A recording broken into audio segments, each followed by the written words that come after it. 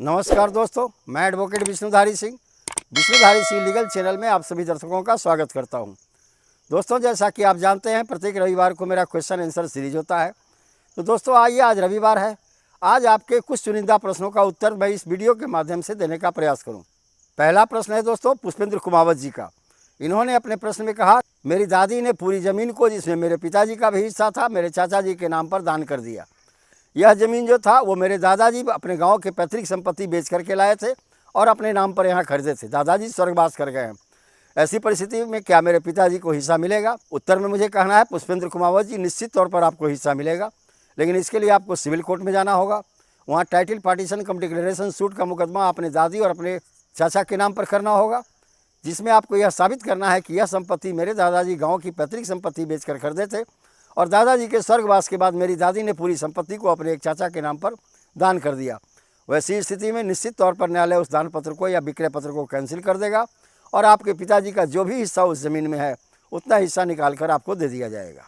अगला प्रश्न है रोशन कुमार जी का। इन्होंने अपने प्रश्न में कहा कि मैंने एक ज़मीन का प्लॉट खरीदा था उस विक्रेता से जिसकी ज़मीन थी, लेकिन विक्रेता ने बहुत पहले ही पावर ऑफ अटर्नी एक अन्य व्यक्ति को दे दिया था।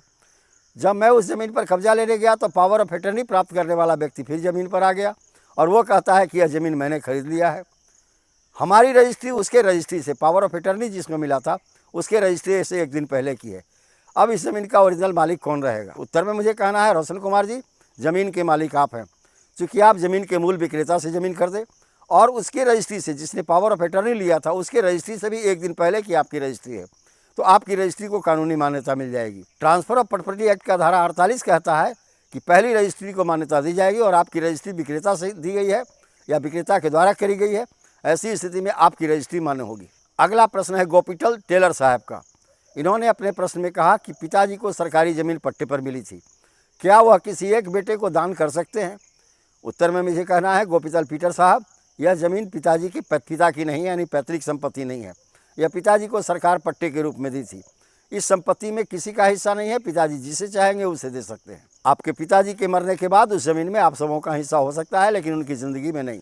अगला प्रश्न है आर.के. दुबे जी का। इन्होंने अपने प्रश्न में कहा कि एक ज़मीन के वसीयत का प्रोबेट हो गया है और प्रोबेट को हम कितने दिनों तक न्यायालय में चैलेंज कर कैंसिल करा सकते हैं? उत्तर में मुझे कहना है दुबे जी, वसीयत का जब आप प्रोबेट कराने जाते हैं उसी समय आपत्तिकर्ता या उसके जितने भी इंटरेस्टेड पार्टी हैं उसका नाम प्रतिवादी के रूप में देना पड़ता है। अगर वहाँ प्रोबेट में आपने प्रतिवादी का नाम या आपत्तिकर्ता का नाम नहीं दिया तो सीधा आपके नाम पर प्रोबेट हुआ। इसका मतलब आपने गुप्त रूप से आप अपने ज़मीन का, अपने वसीयत का प्रोबेट करा लिया। वैसी स्थिति में प्रोबेट हो जाने के 3 साल के बाद या जिस दिन उस आपत्तिकर्ता को जानकारी हो उस दिन से 3 साल के अंदर में वसीयतकर्ता न्यायालय में चैलेंज करके, सिविल सूट फाइल करके आपके प्रोबेट को कैंसिल करा सकता है। या अगर वो आपत्तिकर्ता हाजिर है, इसके बावजूद भी प्रोबेट हो चुका है, वैसी परिस्थिति में मात्र 90 दिन का समय बचा हुआ है ऑनरेबल हाई कोर्ट में, जहां चैलेंज करके प्रोबेट को कैंसिल कराई जा सकती है अपील में। लेकिन यह तब होगा जब आपत्तिकर्ता को आपने पार्टी बनाई और आपत्तिकर्ता आपके केस में, प्रोबेट के केस में उपस्थित था। अगला प्रश्न है दीपू तिवारी जी का। इन्होंने अपने प्रश्न में कहा कि मेरे बाबा ने आज से 7 साल पहले ज़मीन का एक प्लॉट जो पैतृक था, जो 59 डिसमिल का था, किसी अन्य आदमी के हाथ से विक्रय कर दिया। उस ज़मीन में अब हम लोग का हिस्सा लेना है, क्या करें? उत्तर में मुझे कहना है तिवारी जी, उस ज़मीन में अब आपका हिस्सा नहीं है, क्योंकि आपके बाबा ने 7 साल पहले ज़मीन बेचा और आप लोगों को भी जानकारी थी। किसी भी रजिस्ट्री को कैंसिल करने का समय जानकारी प्राप्त होने के 3 साल के अंदर होता है। आपने 7 साल का समय गंवा दिया। ऐसी परिस्थिति में न्यायालय आपके मुकदमा को टाइम बांट के आधार पर खारिज कर देगा। अगला प्रश्न है विश्व गुरु जी का। इन्होंने अपने प्रश्न में कहा कि पैतृक संपत्ति को दादी अपने हिस्से का ज़मीन निकाल कर पैतृक संपत्ति में जो इसका हिस्सा था वो अपना हिस्सा बांट करके निकाल लिया और उसके बाद अपने किसी एक बहू के नाम पर वसीयत कर दिया, तो इस वसीयत को हम कैसे कैंसिल करा सकते हैं? उत्तर में मुझे कहना है विश्व गुरु जी, जब कोई व्यक्ति पैतृक संपत्ति में अपना बंटवारा करके अपना हिस्सा निकाल ले, हिस्से का स्वतंत्र मालिक हो जाता है। वैसी स्थिति में वह व्यक्ति चाहे तो अपना ज़मीन बेच सकता है, चाहे तो किसी को दान दे सकता है या किसी को वसीयत कर सकता है।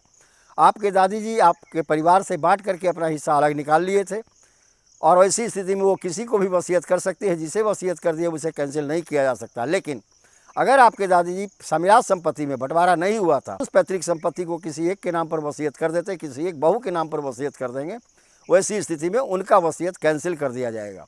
लेकिन इसके लिए सिविल कोर्ट में जाकर के उस वसीयत को चैलेंज करना होगा। बिना बंटवारा किए कोई भी व्यक्ति अपना हिस्सा या किसी भी तरह का हिस्सा पैतृक संपत्ति में न किसी को बेच सकता है, न वसीयत कर सकता है, न दान दे सकता है। तो धन्यवाद दोस्तों। अब यहीं पर मेरा क्वेश्चन आंसर सीरीज समाप्त हुआ। अगर आपको मेरा यह वीडियो पसंद आया तो आप इसे लाइक करें, सब्सक्राइब करें, अपने साथियों को शेयर करें, ताकि उन लोगों के पास भी अगर किसी तरह का कानूनी समस्या है तो वो अपनी समस्या का निदान न्यायालय में जाकर कर सकते हैं। धन्यवाद। अब विशेष अगले वीडियो में।